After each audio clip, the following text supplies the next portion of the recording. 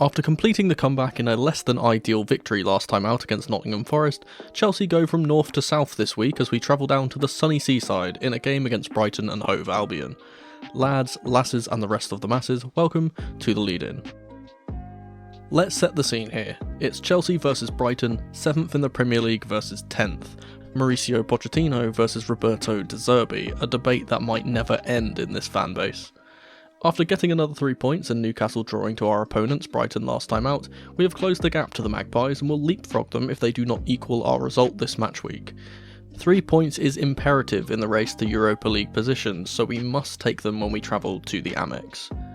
We'll have to beat Brighton in order to do that, a team that has completely fallen apart in recent times. The free-flowing, possession-based attacking football their Italian head coach was so known for seems to not be working anymore, with Brighton unable to score more than 1 goal in a game since the middle of February.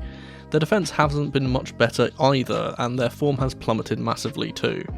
They have just 1 win in 5 matches, which extends to only 3 wins in 14 games in all competitions. They are coming off of the back of that draw I mentioned earlier versus Newcastle, so we'll be looking to improve that result against us. So let's take a brief look at the Brighton team and see what they could be bringing to the table. Firstly, let's talk absentees. The Seagulls have a lot of injury concerns, shockingly more than us, which might be the first time we've been able to say that this season. Brighton will seemingly be unable to call upon Julio Enciso and Joel Veltman, who both suffered knocks in the Newcastle game, whilst longer-term injuries will prevent Solly March, Kaoru Mitoma, Jack Hinchelwood, Pervis Estupiñán, James Milner, Evan Ferguson and Jean-Paul Van Hecke from participating.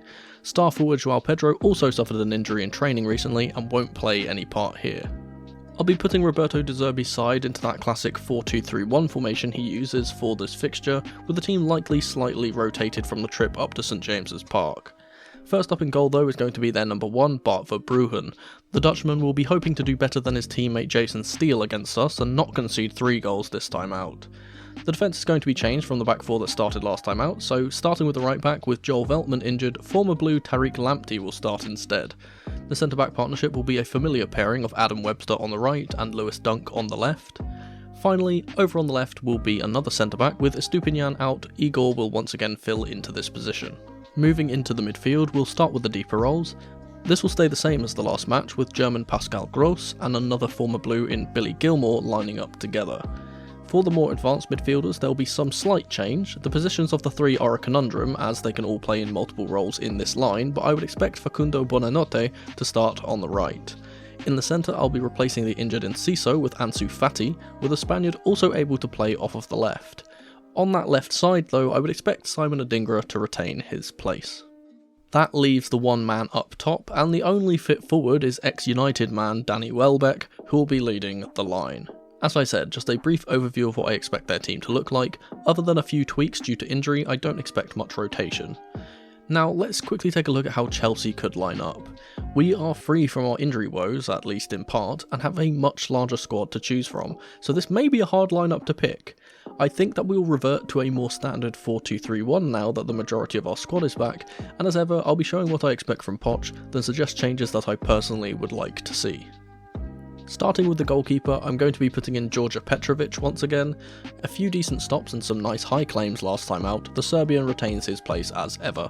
For the back 4, this is going to be back to what we've seen for the majority of the season, so starting at right back it's going to be Malo Gusto. The centre-back pairing will once again be veteran Thiago Silva, but this time alongside Trevor Chalobah. The left back is pretty easy to guess. In a more standard position is going to be Mark Cucurella. Moving into the midfield, we'll start with the holding roles. I don't expect this to change even though some players are returning, so the duo of Conor Gallagher and Moises Caicedo start together in the middle.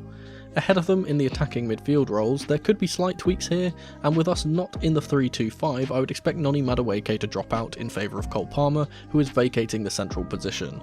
Instead, I expect Misha Mudryk to play here, as he's been forced out of his left wing role. Finally, on that left-hand side, I'm going to be putting in Raheem Sterling, who comes in for rotation. Let's hope he can score once more. Up top will once again be Nicholas Jackson, who can't stop scoring at the moment. 3 goals in his last 2 matches is a great return for the young striker. Let's hope he can make it 4 or more in 3 in this one. This is what I'm expecting, but what would I personally change? Now, I've been rather cautious with my predictions for our lineup, but there is the chance that we could rotate the team a lot with the short turnaround from the last fixture. Let's start with the back line. I wouldn't be surprised if Disassi comes back into the team if Trev or Silva need a rest, possibly alongside Levi Colwill, who has made the bench a few games in a row now with no involvement.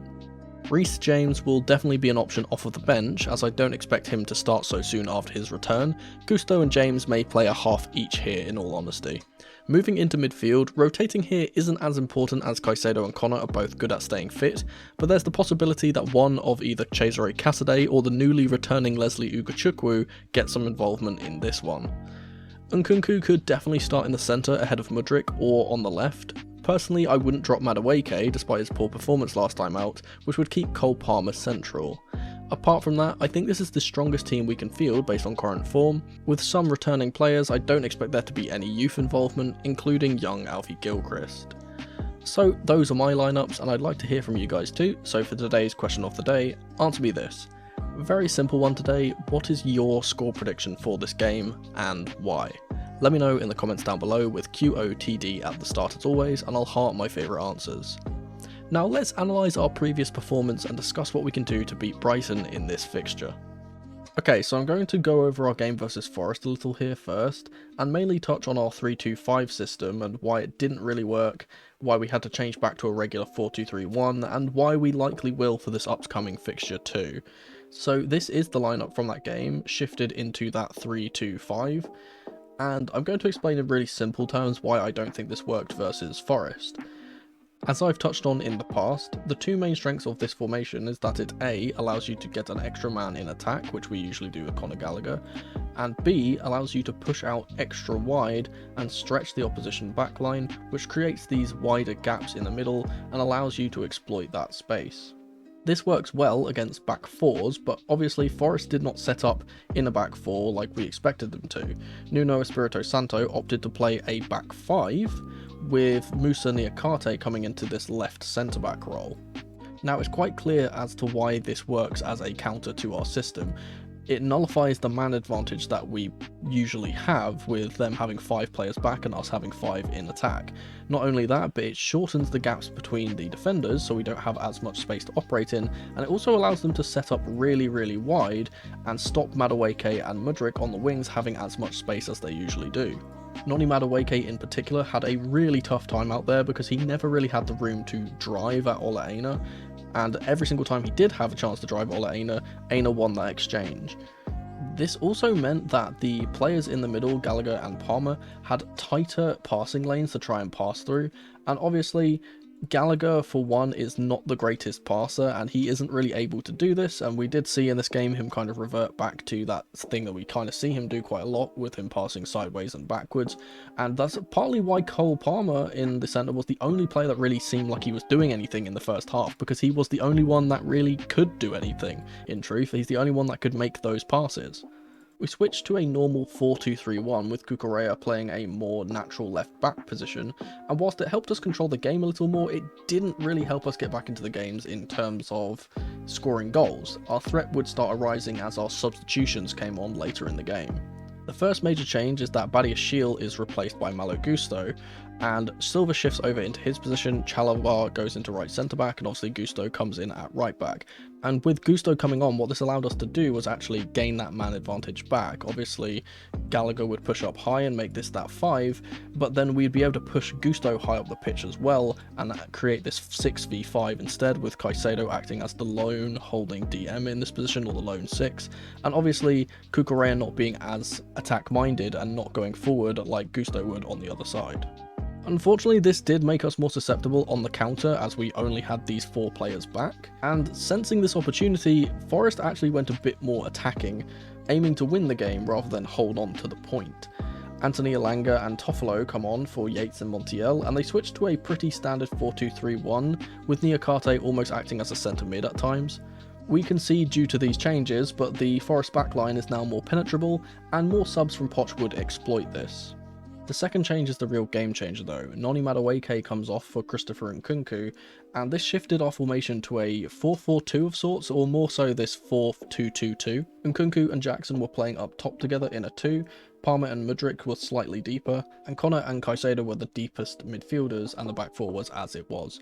Admittedly, Conor Gallagher would actually get a bit further forward too. He was kind of still operating as this 8 role, with Caicedo being left as the lone centre mid here, and obviously Malo Gusto was still trying to get high up the pitch. We were still having this extra man advantage here. But a few more additions would add to this structure, with Sterling coming on for Mykhailo Mudryk, and of course Reece James coming on for Conor Gallagher. And what Conor Gallagher going off did was that it allowed Palmer to come inside into the central position, James go back into right back, and Gusto play in this kind of auxiliary right mid position. And I did see a lot of people talking about this, and people have been asking me a lot since we started using this new formation, where James and Gusto would really fit into this system, in this 3-2-5 system. And I think the short answer is, and I think I've kind of mentioned this in the past, I don't think that this system is a long-term thing. I don't think that this was a thing that we were going to set up to play as for the majority of the season.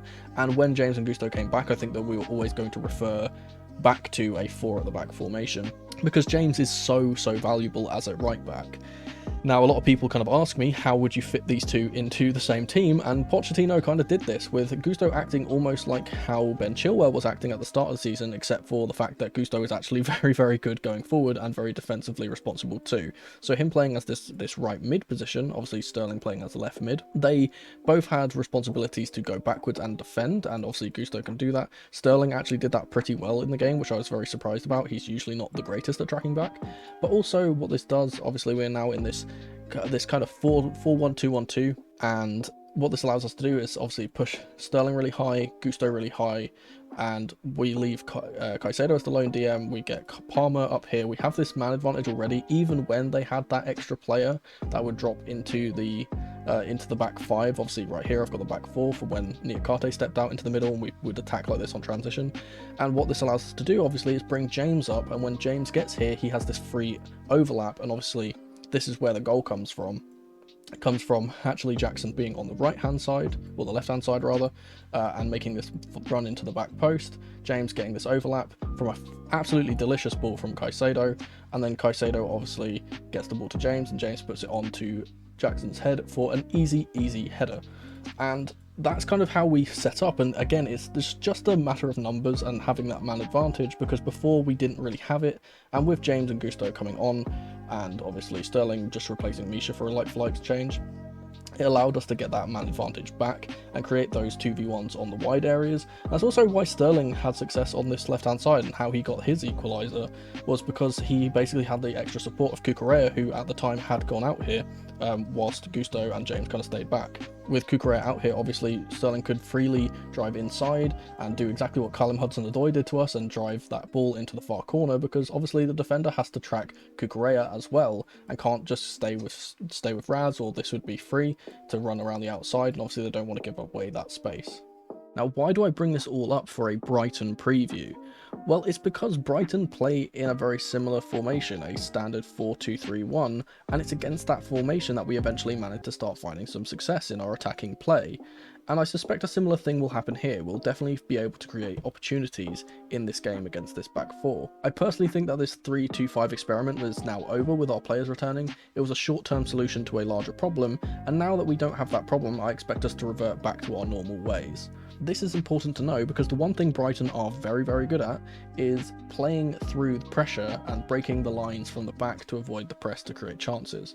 Against the high press 3-2-5, they likely would have found it uncomfortable to play out from the back under that pressure, like a lot of teams that have been disrupted by it.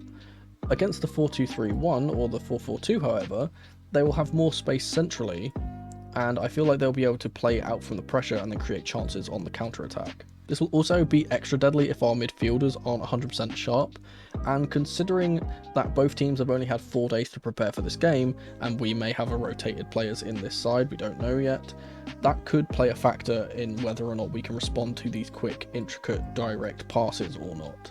Admittedly, I don't think that'll be too much of an issue. I watched the Brighton versus Newcastle game live, and the one thing that Brighton really struggled to do was they managed to play it through the middle really easily and disrupt the press and get on the attack against Newcastle, but as soon as they got to these areas outside the box, they ran out of ideas. They didn't really know what they were doing, and when they got the ball into more advanced areas, like say here on the wings, they didn't really put the ball in for Danny Welbeck. They kind of just passed it back and kind of kept trying to keep the ball rather than actually create opportunities, something that Chelsea have fallen victim to in recent times too.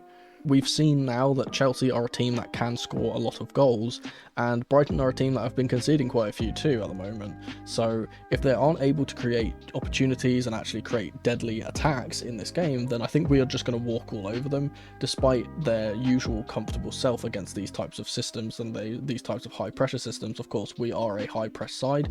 I think that they are going to find it quite easy to play around us, but the issue is if they can get through this part of the pitch against Gallagher and Caicedo, which obviously Caicedo is very good at intercepting passes and stepping on the gas against opposing midfielders, Gallagher is the same. If they can manage to get past this area into this area, the other question is then, can they actually create opportunities outside of the box, or are they going to do exactly what they did against Newcastle and be completely toothless? For a score prediction, I'm going to be predicting a 4th Chelsea win in a row.